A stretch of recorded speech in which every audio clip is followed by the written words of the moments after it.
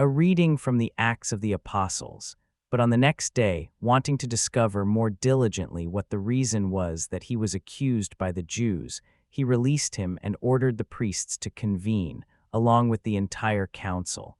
And producing Paul, he stationed him among them.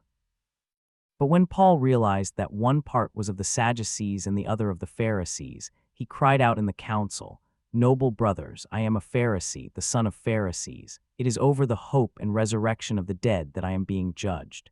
And when he had said this, a dissension occurred between the Pharisees and the Sadducees, and the multitude was divided. For the Sadducees claim that there is no resurrection, and neither angels nor spirits, but the Pharisees confess both of these. Then a great clamor arose, and some of the Pharisees, rising up, were contending, saying, "We find nothing evil in this man. What if a spirit or an angel has spoken to him?" And since a great dissension had occurred, the tribune, fearing that Paul might be torn apart by them, ordered the soldiers to descend and to seize him from their midst, and to lead him into the fortress. But in the following night the Lord stood by him and said, "Be constant. For just as you have testified about me in Jerusalem, so also it is necessary for you to testify at Rome."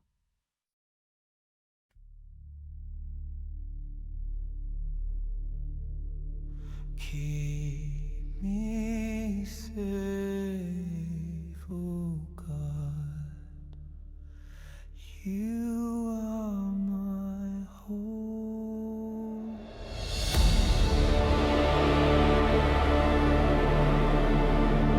Keep me, oh God, for in you I take refuge.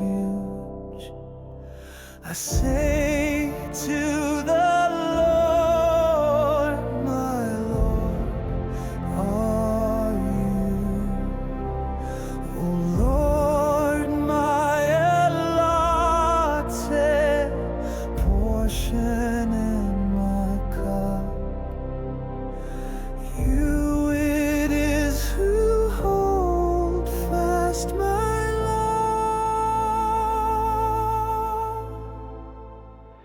Keep me safe, oh God. You are my hope.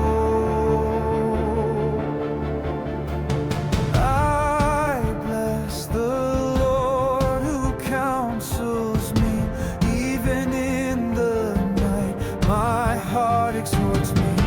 I set the Lord ever before me. With him at my right hand, I shall not be disturbed.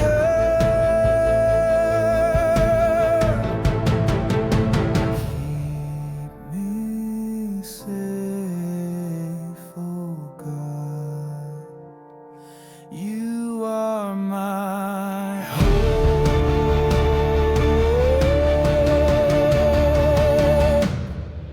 Therefore my heart is glad and my soul rejoices. My body to abide in confidence, because you will not abandon my soul to the netherworld, nor will you suffer your faithful one to undergo corruption. Keep me safe, oh God. You are my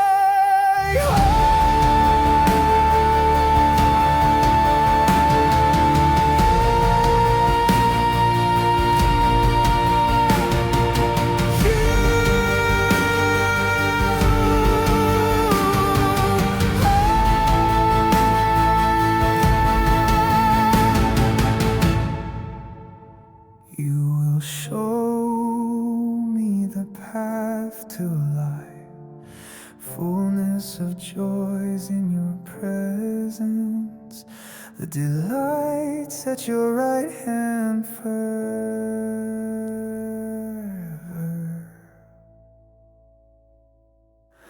Keep me safe,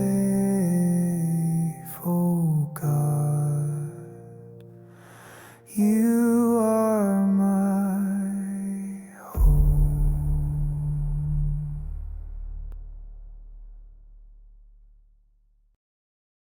A reading from the Holy Gospel according to John. Lifting up his eyes to heaven, Jesus prayed, saying, I pray not only for them, but also for those who will believe in me through their word, so that they may all be one, as you, Father, are in me and I in you, that they also may be in us, that the world may believe that you sent me. And the glory you gave me I have given to them, that they may be one, as we are one, I in them and you in me, that they may be brought to perfection as one, that the world may know that you sent me, and that you loved them even as you loved me. Father, they are your gift to me. I wish that where I am they also may be with me, that they may see my glory that you gave me, because you loved me before the foundation of the world. Righteous Father, the world also does not know you, but I know you, and they know that you sent me. I made known to them your name, and I will make it known, that the love with which you loved me may be in them and I in them. Join us for today's reflection. Boniface lifted the axe above his head and struck the sacred oak of Thor with everything he had. The assembled Germanic tribes held their breath, waiting for lightning to strike the English monk dead for desecrating their most holy shrine. Nothing happened. In that moment of thunderous silence, the apostle to the Germans had done more than fell a tree. He'd shattered a worldview. If Thor couldn't protect his own sacred oak, what power did he really have? The oak cutting at Geismar wasn't reckless vandalism. It was strategic spiritual warfare. Boniface understood that some transformations require dramatic demonstrations of power, moments when old authorities are publicly shown to be powerless. Paul faced a similar moment when the Jerusalem Council erupted in chaos. Knowing he was before both Sadducees and Pharisees, he strategically declared his belief in resurrection.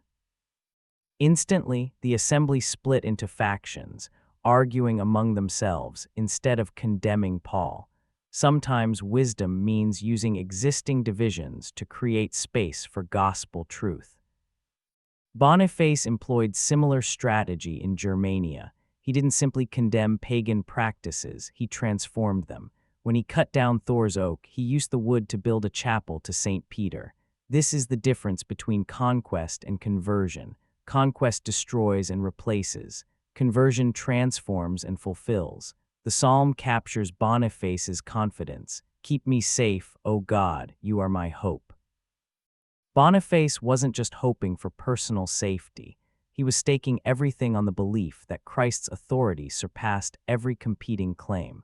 But Boniface's greatest insight came from Jesus' prayer in John 17, that all of them may be one, Father, just as you are in me and I am in you. Unity wasn't just religious ideal for Boniface, it was missionary strategy. A divided Christianity couldn't convince divided Germania to embrace the gospel. This is why Boniface spent as much energy reforming existing Christian communities as he did evangelizing pagan ones. His letters reveal this concern. The pagans ask us why they should become Christians when the Christians they see live worse than pagans do. Unity in truth, not just unity in name, was essential for effective witness. Boniface's ministry reveals what happens when this strategy succeeds over decades. The scattered Germanic tribes who had warred against each other for centuries gradually found common identity in Christ. Shared faith became foundation for shared culture and eventual political unity. But the story doesn't end with successful church planting. At age 75, while confirming new converts in Frisia, Boniface and 52 companions were attacked and killed by pagan raiders. His final martyrdom sealed what his lifetime ministry had accomplished. The axe that once felled Thor's oak couldn't protect its wielder from human violence. But the Christian civilization Boniface built outlasted every kingdom that opposed it. Modern missionaries face parallel challenges. How do you demonstrate unity when Christianity appears hopelessly fragmented? How do you show that Christ's authority surpasses competing ideologies without threatening every existing institution? Boniface's example suggests that cultural transformation begins with dramatic demonstrations of spiritual authority, moments when old powers are shown powerless and new powers prove reliable. But it continues with patient, systematic work, building institutions, training leaders, establishing communities that embody the unity they proclaim. The oak cutting gets attention. The chapel building creates lasting change. The question isn't whether we need more Bonifaces today, we obviously do. The question is whether we're willing to pay the price, leaving comfort zones, challenging entrenched powers, building something that might outlast our own lives. Sometimes an axe and an oak are just the beginning.